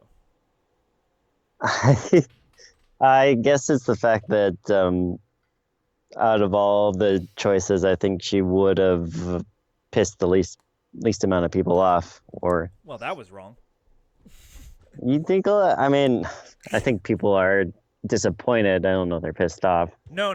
I specifically said, like, I mean, when I saw his list of candidates, I said, please don't pick Kamala Harris. That's the worst possible pick. And I say that as someone who wants to see Joe Biden lose. But why? Well, why do you think he picked her then? If making all these good arguments. I really don't know, other than the fact that Biden's not really mentally with us, and he's a pawn of the DNC. And Kamala Harris is the establishment of the DNC. That could be the only reason I see. And that's why the left keeps getting candidates they're disappointed in. Absolutely. At least the last few years. I would also say for Bernie Sanders, the fact that he's a socialist is very unappealing to the average American. Yeah, I mean, he was never going to pick Sanders, and No. I think he does scare a lot of people. Oh, definitely. No, like I Why actually don't you think he chose Michelle Obama? no political experience. Some would argue she's smarter than Obama. Some would argue that. I don't know if it's true. Um, I don't know either, but I don't see what's wrong with her. just no political But experience. But I guess that could be a draw. Donald Trump had no mhm. political experience, but that's what people liked about him. Yeah, it's kind of weird that he's well outside of the mainstream Republican status, and yet somehow they can get enough people to so the RNC wouldn't try to block him out, whereas the DNC was actively 2016 trying to push out Sanders. Yeah, I mean, we can get into a broader discussion about why the left might be more prone to tactics like that than the right, but I don't want to get Hmm. into that. Like, I don't want to just get too off topic. I want to stick on Harris. Um, Yeah. so, okay, so if everything I said to you speaks true, did that change your mind about Kamala Harris at all? I I never had a high opinion of her. To say, I mean, you are convincing me that she's not the moderate choice. Um, She really wasn't. Amy Klobuchar would have been a much better pick. There was so many better picks. I don't know why he boxed himself into a wall by saying, "I'm going to pick a woman." Andrew Yang. I I think would have voted for Joe Biden if he chose Andrew Yang. I would have voted for Joe I Biden. think he boxed himself in a corner when he said he would pick a woman. Like, Yeah, I know. Why did he say that? what? Yeah, why? Well, you don't have to say it. I mean, even if it's what you want to do, like, There's then nothing. when it comes time, and Yeah, there's nothing yeah. wrong with picking a woman for your vice president. It's admirable Mhm. in some sense if she's the best person, but just coming out and saying I'm gonna pick a woman, like you're already eliminating half the potential picks for a very arbitrary reason. Yeah, and you can't back on your word on that, like, Right. and then go pick a man. Like, then people will get upset, So even more upset. I've told everyone I've ever discussed politics with in the last 2 years that there was only 3 people I would consider voting for in November. That would have been Mhm. Tulsi Gabbard, Andrew Yang, or Donald Trump. And when Andrew Yang and Tulsi Gabbard both lost in the primaries and Joe Biden won, I said, okay, Joe Biden's he's not great, but he's not terrible. So if he picks either Yang or Gabbard, I'll vote for him. But he picked the worst Mhm. possible pick I can imagine. Like I mean like I would You I don't think he could have picked anyone worse? Bernie Sanders is an open socialist, and I think that would be much, much, much more appealing than Kamala Harris. Hmm. Like, because as much as I think Bernie Sanders is wrong about most things, I think that he's actually genuine. I don't think he's a bad guy. I think he's just ignorant. But that's Well, yeah, I mean but I guess a lot of the appeal initially with Sanders is that he hasn't really flopped on his positions. right, exactly. And so that's why I would say a pick of Bernie Sanders might not be like ideologically what most Americans want, but at least it screams to the general population that the elites care about the people and that we're not Hmm. trying to work actively against them. Because there's this big thing going on where I would say that we don't have a left-right divide in this country right now. We have a populist and an elitist divide. There's the American people, and then there's the global elite that don't care about this country. They just want to advance their global cause. In the words of Alex Hmm. Jones, New World Order.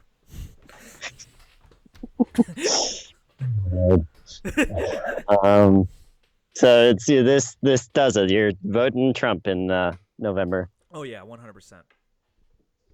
What about the Libertarian candidate, Joe something something? Yeah, I looked into her, and I would say ideologically speaking, she's most inclined with me. But at the same Hmm. time, I don't vote. I'm not voting for Trump as a endorsement of Trump. There's a lot of things he's done that I like, but I, in general, don't like his rhetoric, and I think he's dividing Hmm. the country too much. However, I'm not voting for Trump as an endorsement of him, but an indictment of the Democratic Party. I hate what the Democratic Party has become so much that I have to vote for Trump despite them. I even wrote an email to Tulsi Gabbard today. Oh, really? Yeah, because I wanted to say whatever I can do to support your future in politics, I will do it. Please tell me what I can do to help. Because like I really do think in order for the country to survive and in order for the country to thrive, we need two parties that at least believe America is fundamentally good and deserves to exist. Because I don't see that. I don't see that at the Democratic Party lately. I see a party that thinks that America is fundamentally evil and deserves to be destroyed. Do you think the parties are more separate in ideology more now than ever? Definitely. Definitely. But the polls which suggest that it's the Democratic Party that's radicalized more than the Republicans. Which is Like better than a well, radicalized Republican Party. Well, yeah, I actually agree with that, and that's why I'm scared of the radicalized Democratic Party because it will produce a blowback, pushback on the right, and the far right is far more dangerous than the far left.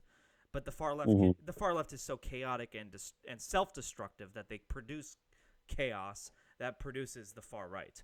But I would say, like, well, for instance, the majority of Republicans are for the legalization of marijuana. That wasn't true 10 years ago.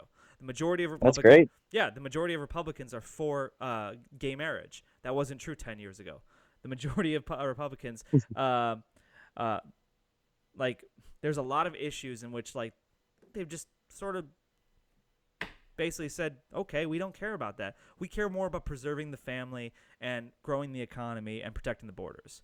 We don't care about like gay things or smoking marijuana.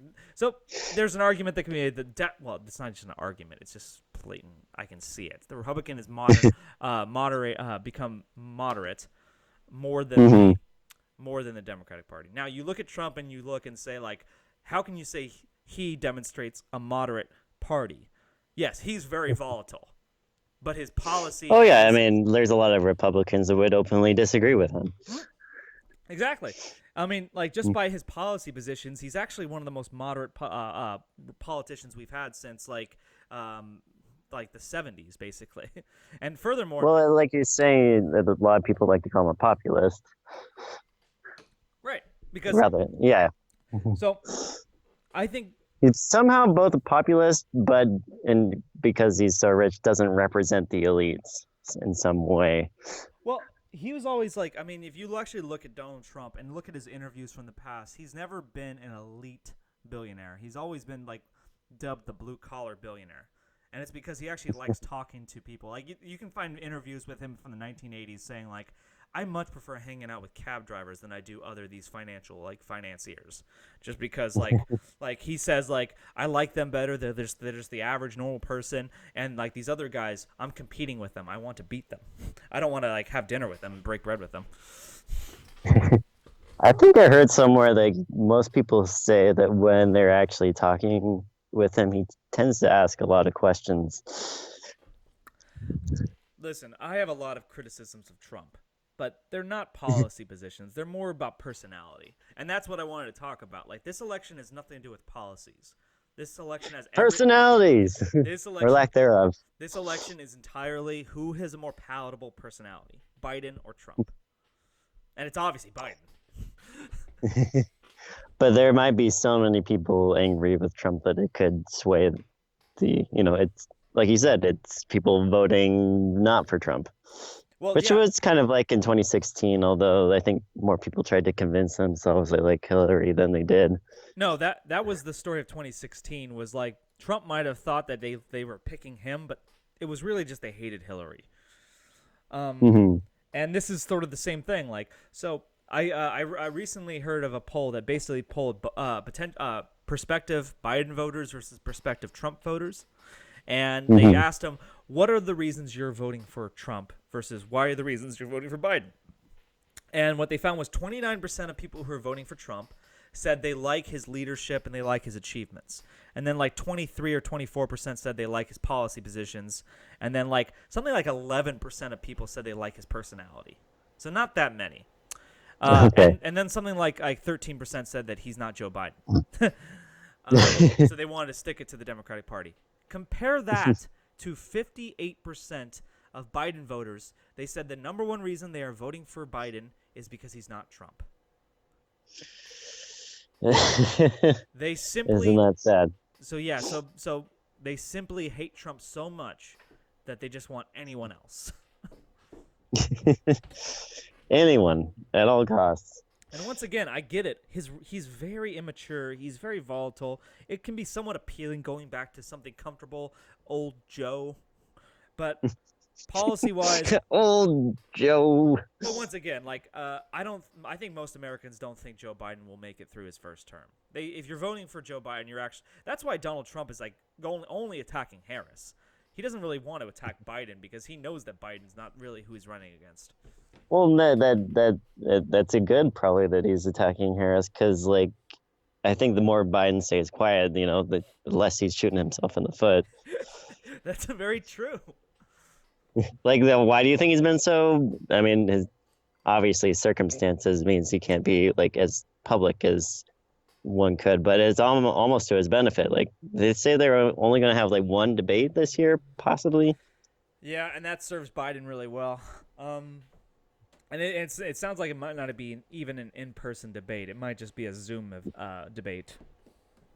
Yeah, which I don't think serves either of them well, but I think it serves Biden better because I think Trump likes to play off the crowd. He's a comedian in that sense. He likes to, whereas like,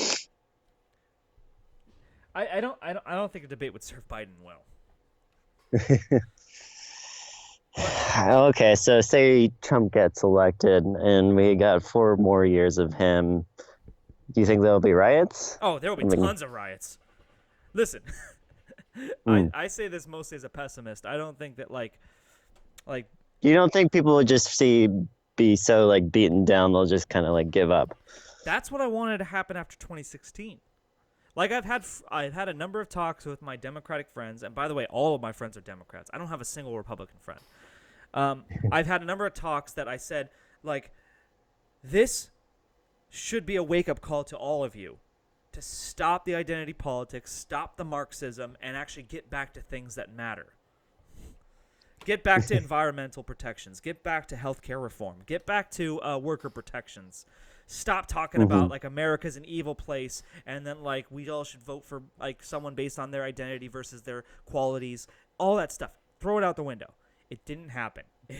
So I was pissed. I'm like, I've been really pissed this last year in the sense that like I wanted the Democratic Party to learn from its mistakes and change. You think like that was the biggest loss I think they've had since in my young life I can remember. It's the biggest loss they suffered since Ronald Reagan. Yeah, and you'd think they'd be able to learn from that, but they got 4 years to figure something out, and what they did was, they threw out every single candidate possible and come out with the strongest, and somehow Biden came out as the strongest. I don't know if that's because they tried to coalesce that, or it's right when all the other like moderate Democrats dropped out that none of the progressives really could stand a chance. I think Tulsi Gabbard could have won. I think Andrew Yang probably could have stood a chance. He might not have won, but he would have stood a chance. Pete Buttigieg would have been like a really good candidate. They went with Joe Biden because, well, first off, black Americans voted for Joe Biden in like big numbers. So, which by the way, that might not even go in Joe Biden's favor. That might be one of the reasons why he said he'd pick a woman of color, because right now Donald Trump is polling at 36% of black voters, which doesn't sound like a lot. But try to remember that when he entered the president, in 2016, he was polling at like 11%. So that's triple what he was. Right. So that makes Donald Trump the most popular Republican president since Dwight Eisenhower. Oh my God. Which more than Reagan. Yeah, he's more popular than Reagan. That's insane. Amongst black voters, that is.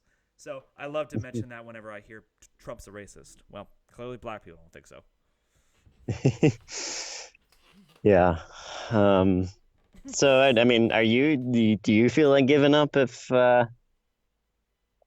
Trump gets elected, even though, I mean, you're essentially voting for him? I will be voting for him. And once again, that's an FU to the Democrats. Uh, But I mean, is it good for people to get mad after he gets elected, or is it not well, it's not good? it's certainly Because not. you're not going to see Republicans rioting if Biden gets elected, right? No, well, I mean, might like there's a lot of talk that there's like, I mean, I watch a lot of Tim Pool, right? And he's Hmm. always talking about civil war. But Yeah, that's the thing I've noticed about his videos is that it's all about like, "Blah," and people are up in arms, and it's very nihilistic. it is very nihilistic. I also think that he's got a better perspective on it than most. Um, because He's like, honest. because like what we're voting for at this point isn't a matter of left wing politics versus right wing politics. We're not basing this on a policy. We're basing this off of, is America a fundamentally good place that deserves to exist, or is America a fundamentally evil place that deserves to be destroyed? That's what Hmm. that's what the Democrats made it to be. And I know you think I'm being hyperbolic, but like that's what a lot of them will quote say. Like Hmm. and like they'll talk about America is rooted in systemic racism, and America was built on slavery and all this stuff. They don't talk about the Bill of Rights. They don't talk about the Constitution. They don't talk about how we are the most free and most prosperous nation on the planet for more people than anywhere else in human history. They talk about, hey, it's not my utopia, so therefore it sucks. Hmm. I think if Biden gets elected, I think people will be genuinely happy for a time, and then they'll realize that nothing really changed. They'll just go back to being mad at something else. Well, it might change because Kamala Harris has already said that she would use executive orders to do away with the Electoral College, filibuster, and gun rights. So, As vice president? well, I'm saying once again that I don't believe Biden really will be president. Well, yeah, I mean, So the but question, he's still, I mean, will he follow her lead then? I think he's a puppet. And then like they're gonna basically pronounce him basically dead, not within a year of like him getting elected, because that'll draw too much suspicion. They'll probably wait 2 years, and then they'll announce Kamala Harris as the successor because Biden's not fit to lead. That was a talk about Trump for Because a while. They were saying like he was not mentally cognitive able to actually lead this country. I know. Yeah, Well, they said weren't even sure if he could read, and yeah. that was a bit hyperbolic. But But then, but then he passed his cognitive ability test, something that Biden hasn't taken yet. has he not? Well, yeah, I think he had back in like 2019 or something, early 2019, but like he forgot about it. I'm not even joking. There's an interview where he like basically says, he says, "I'll take the mental." Yeah, but I'm not. That's a his direct. stutter. That's a direct quote, is what I'm saying. He says, "I will take the mental fitness test and prove to you that I'm." He couldn't say mental fitness. Do you think he has an actual stutter though? I think it's been said that he does. Yeah, but I mean, it's very convenient that it wasn't impacting him for his time as vice president. There's plenty of interviews where he's coherent. It's just in the last 2 years where he seems like he can't talk. Yeah. So it's very convenient to say he has a stutter. Well, where the fuck was that stutter for his entire career in politics? Because it's not like he hasn't been around. He's been around. Um. It's a convenient lie. I don't know what to really think after the election. I think that I'm more worried about the pandemic and when that will be over more than the election, which is kind of surprising considering that was what everyone's been talking about for the last 2, 3 years is the 2020 election. You want to hear my prediction for the pandemic? Hmm. The pandemic will no longer be a problem on November 5th. Oh my God. You think so? Well, yeah, I think that like the media likes to tout how bad this. No matter who's elected? Oh no, I have to reclarify. Only if Biden is elected, the pandemic will go Okay. away. So that's good, right? So, That's a good reason to vote for Biden, right? because they want you to. I like to think. Okay, I don't even like to think. I could actually cite the statistics, but the media likes to make the pandemic seem a lot worse than it is. I think I think you're right. And the reason they do that is the more chaos they can manufacture, the more they can delegitimize Trump as a leader. Mm-hmm. Because you think if this happened, like if Obama was, and it almost kind of did with the bird flu virus, but Right. um, you think this is being played up for politics I think so. in a sense. I think so. It is a lot different than bird flu or SARS. I think the number one thing I've been telling people recently, that I'm surprised they didn't know about was I guess scientists have kind of come out and said it's not really like a respiratory disease or virus. It's more of a vascular virus that affects like the veins. And that's why you see so many different symptoms with so many different people. Hmm. Well, Have you heard that? I have. No, I hadn't heard that. Sorry.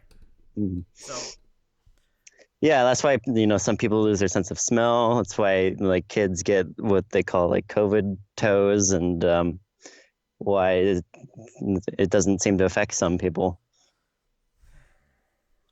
I do wonder though. I mean, I have no comment on that. I don't know anything about that. I'll have to look into that. Mhm. Um, I do wonder why there's some. I mean, there's just so much hypocrite hypocrisy in a lot of the coverage going on. Um, so it's Mhm. more a comment on the media, but to talk about like just like countries that have handled it well versus countries that have handled it poor. Sweden was the poster child of this is a country that's handling it poor. But I think something like they've reached herd immunity already. And like their death tolls are like really low right now, like extremely low. Like all the countries that basically had a hard lockdown policy are now surpassing Sweden in terms of death numbers. Somehow it reached New Zealand, and they were gone over 100 days without a case, right? Right, because the truth is government can't stop a virus from existing. So this virus is going to go Mhm. through the population and then just sort of trickle out as time goes on. That's just the way things go. You can maybe say you can lock down until there's a vaccine, but that means that you basically cripple the entire economy. So is it really worth it? Or should you just strive for herd immunity? Protect the vulnerable, and protect the elderly, and, basically just go about your life. So that's what Sweden did. Sweden had a huge Hmm. spike at the beginning, just like New York. And just like New York, they basically well, except New York is basically they haven't lifted their lockdown measures, but Sweden never went into lockdown measures. But they have pretty much Hmm. the same graphs. Well, yeah, I mean, it was locked down for like elderly people and sick people, and they were the ones that had to stay inside. And that makes a complete sense though, because like that's the people who really are at risk. Like something like 78% of the the COVID deaths are over the age of 75. 78%. Hmm. I mean, Yeah, like he said, he told me a while back, it's the age of death is yeah, it's older than the age of life. yeah. The average age of Although, you know what concerns me though is like, you see these people that don't have like the sense of smell, and they, months later they still recovering from that. They still can't smell, or even some people saying their neuropathy is affected. I don't know if that's a direct result of the virus or it's just from, the whole lockdown and being cooped inside, and maybe a mild case of depression, but Well, I uh, don't know what the total numbers of those sort of lingering effects cases are, but we mm, can determine some of the downsides of the lockdowns. For one, it's impacting immunity. The people who are going to basically not exposed, children mostly, are not being exposed to more contaminants. So basically, they are basically not developing their immune system. So we might see them more deaths from viruses that wouldn't impact them later in life. Furthermore, there are also the deaths of despair as they talk about. So they say like something mhm, like for every 1% rise in unemployment, you can expect like a 2% rise in suicides. Or I can't remember the mhm. exact numbers, but basically There's a correlation though. yeah, exactly. So basically when people lose their livelihoods, then they become and their meaning for existence, their feeling of productivity, they become more depressed and they become more suicidal. So I don't like when people analyze COVID in a vacuum. Like Like all that Hmm. matters is that we minimize the number of cases, not even number of deaths for COVID, because like the number of deaths for COVID is far less than it was in April, and yet we act like the thing is worse than ever. It's just not, because the most people who are getting Hmm. it were 20-year-olds. So, oh, and then like you have the mayor of Los Angeles saying, "I'm going to shut off your water if you gather." So he's violating human rights. That's funny. Oh yeah, I did hear about that.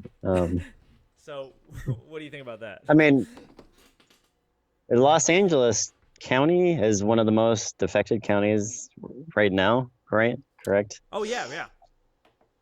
And it's the most densely populated county in the U.S., even more densely populated than New York. Is it really?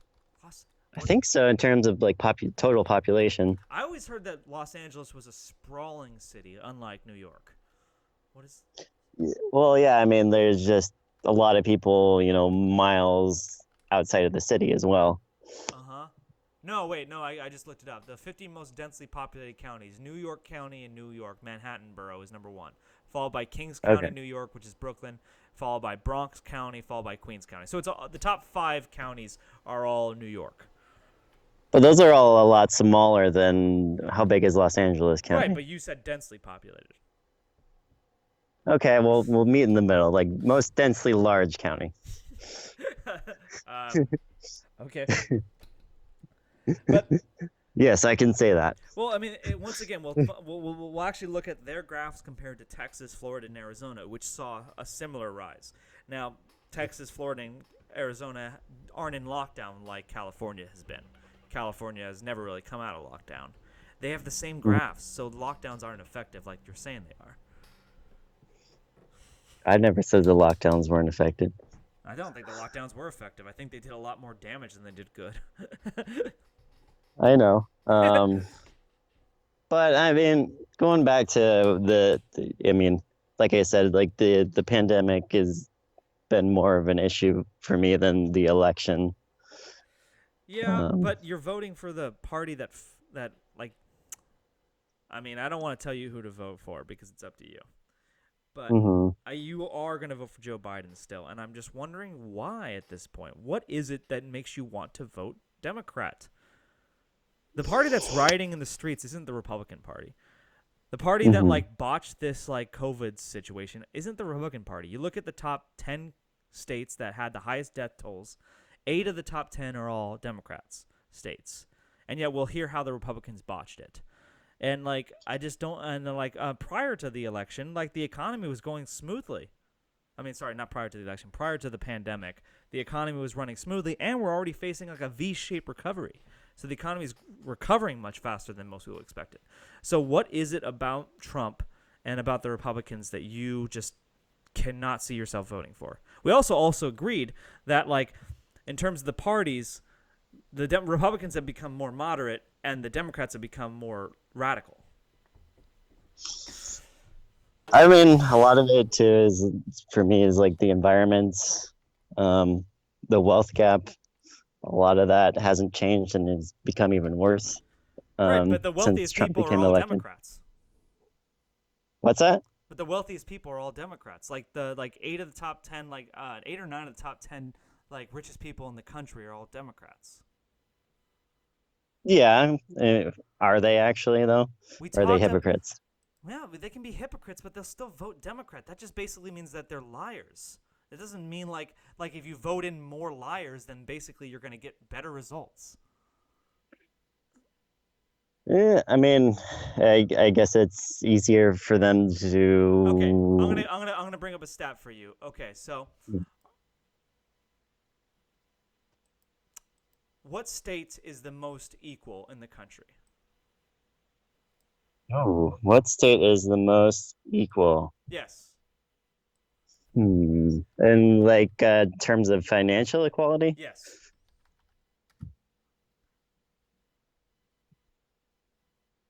You there? Yeah, I'm still here.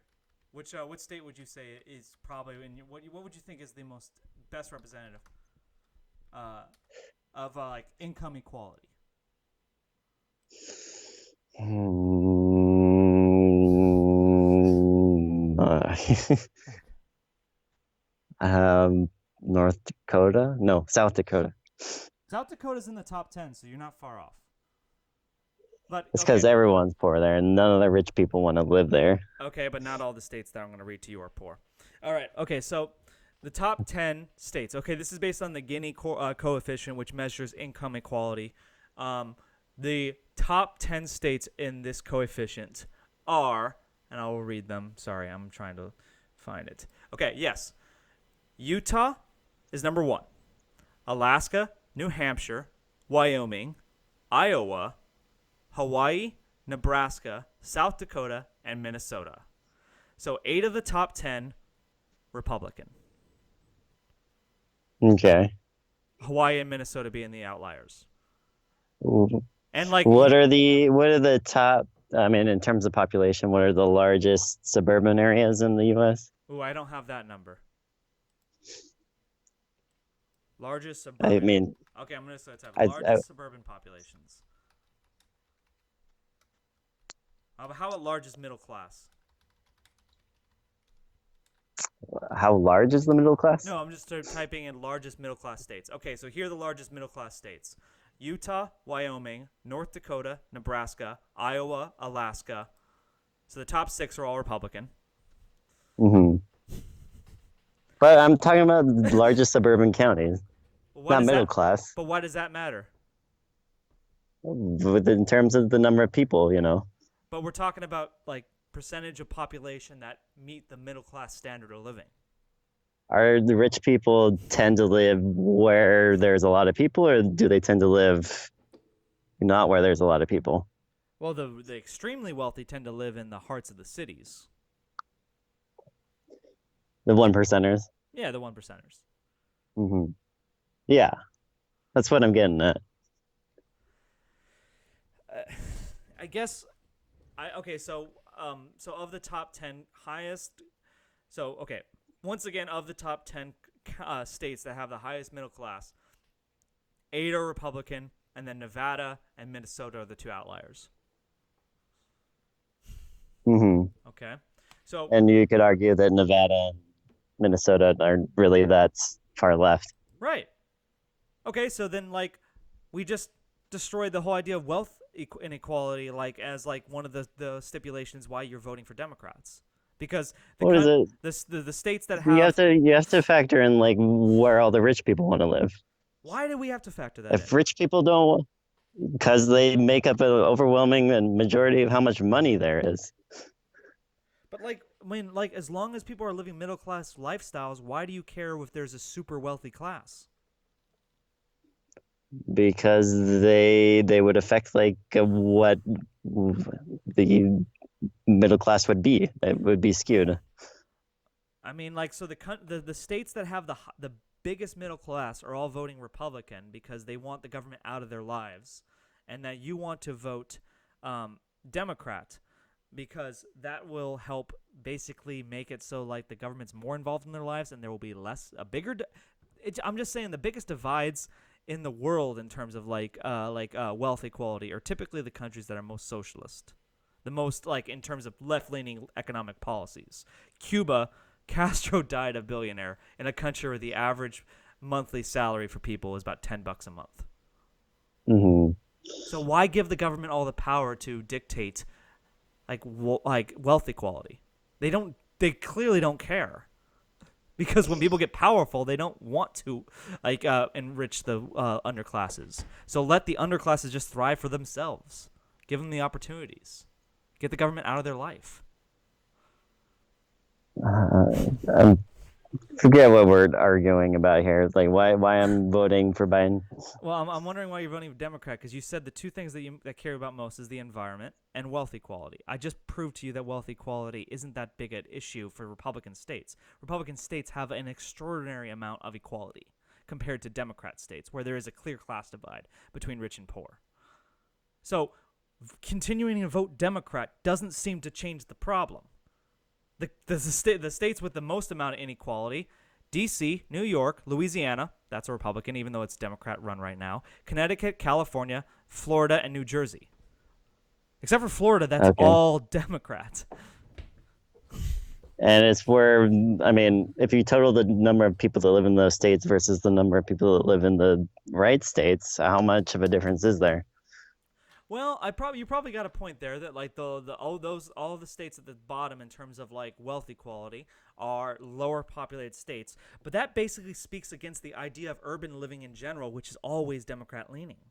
People shouldn't be living in these large cities. People should be living in smaller communities Why do you think like people in cities are always more left leaning? because they rely on government for most things. Most people, like when you live in a small city or a small town or a community, you can Hmm. basically afford to be more self-reliant.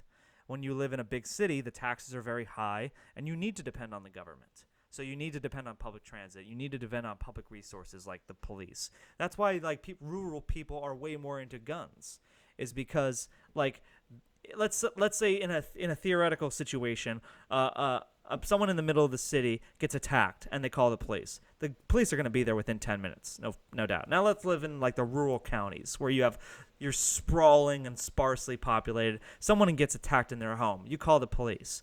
They're not going to be there Hmm. within 10 minutes. So you better be able to protect yourself. That's why they're far more in favor of gun rights in rural counties than in urban counties. So basically, people who live in these large cities are dependent on the government, so they vote for bigger government. But that doesn't enrich their lives. Would you argue that people in cities are on average wealthier than people that live out in the country? No. Well, I mean, I would say just outside the major cities, like there's a huge like wealth divide. I would agree with that.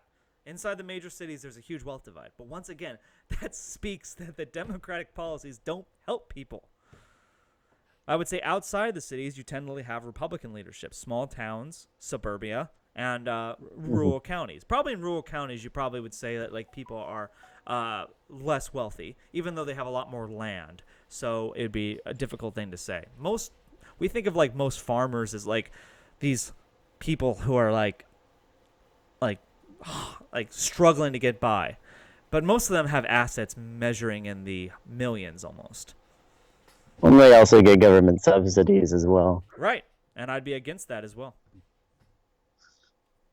Let's not make these Um, millionaire farmers. Let's let more like people like so actually. Yeah, let's allow more. don't let the farmers control us. No, I would say let more people basically compete and let people like start more farms because we clearly have a Hmm. population problem inside the major cities. These people don't need to be there. They could be out there living off the land and basically starting farms. You think, part of the problem with the even going into farmers is like it's all even farming is a lot technology based and science based than it used to be. So Well, those people are far it, more useful than baristas. So this actually is it just a gives lot harder to like compete as like a farmer though? today. Yeah, Yeah, mostly because of the subsidies though. Let's get rid of the subsidies. it make people grow what will sell. Hey, just free markets. Just let people like I compete. know it is a tragedy that that we have to burn corn in order to get rid of it. Okay, so but once again, you're voting Democrat because of wealth inequality and the environment. Now, I could probably challenge you on the environment. I'm not going to. Mostly, I want to challenge you on wealth equality because I guess it is a problem in major cities, but those are all Democratic run. If you go outside those Hmm. places, it's not a big deal. People are middle class. Yeah.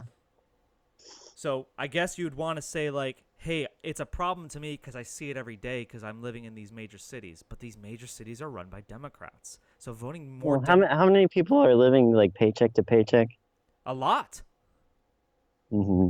and they all How live many in. like But how they many millennials have less than, like 100 grand saved up in the bank? a lot. I don't know the numbers, but a fuck ton too many, right? Yeah. Would you say that's not a good thing? It's not a good thing. But where are they living? Probably in the inner cities and then out in the middle of Podunk, Montana. Well, the people living out in Podunk, Montana, are voting Republican, so they don't seem to think as wealth inequality is a big deal. But they are living paycheck to paycheck, a lot of them. Not that as many. I'd say the people who are living paycheck to paycheck are probably disproportionately living in major cities. because of the high taxation makes it a high cost of living.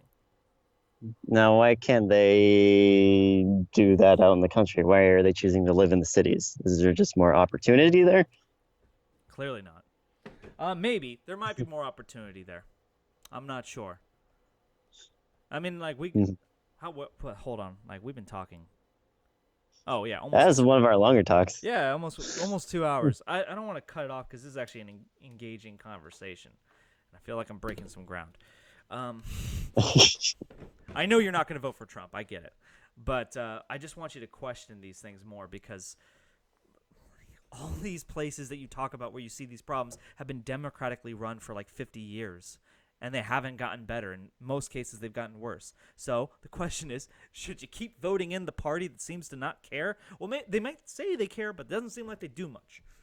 Or maybe their Well, ideology. I mean, I guess the argument there is like none of the candidates that I wanted ever got elected into what I wanted from the Democratic Party. Right, because you want more government intervention into solving these problems. Why not just believe in the people? Why not believe that they can fix their problems? Because, once again, the states with the highest middle class population, the states with the the best amounts of economic equality, are Republican-led states, and that's basically because the Republicans are just leaving them alone. Do your thing. Go start a business. I hate the fact that we're basically, when you add these regulations, you add these taxes, what you make it do is you don't hurt the big companies like Amazon. You hurt the small companies that can't afford to do anything. So then you became a two-tier class system where you have these major multinational corporations that can weather the regulations and taxes, and you have the working class people who basically have to work for these companies at minimum wage. I want to see more entrepreneurs. I want to see more competition. That seems to happen in these red states better than blue states. You might not see is like, oh, the people don't want to live there because they're Is just. there really more competition out in the red states? Are there a lot of new businesses being founded out there?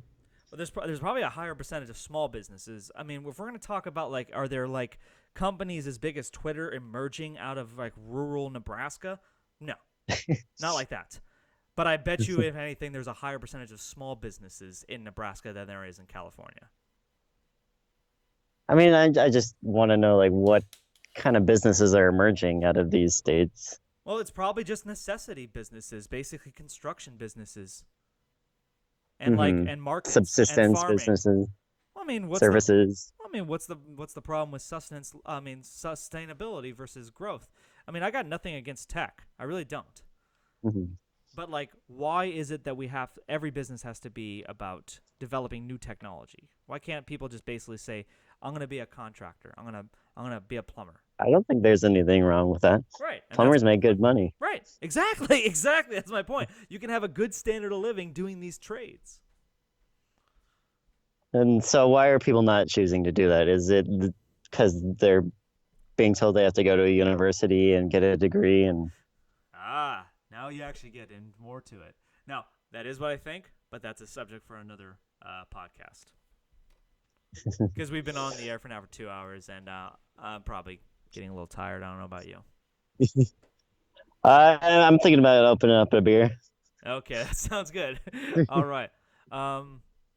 Any last words? I mean, it's funny enough. I think the second half of the discussion lasted longer than the first half, and I didn't predict that. I didn't predict that either. I thought we were going pretty good in the first half, and then, like I said, at the hour and a half mark, you get to that like, or maybe even hour 10. Get that Sahara. Where we get to sort of like free balling, and we'll just go off topic, which is fine. But I mean, Yeah, I mean, it's like when you've been in conversation, you're stuck in the car together, and things can start to get either serious or really loopy. I remember like some of our like long drives together when we're seeing like ghosts on the highway or goats. Which was it? Scapegoats. That's the best welcome to Colorado sign I've ever seen. That was good. Do you remember the scapegoats? Oh God, the fucking scapegoats.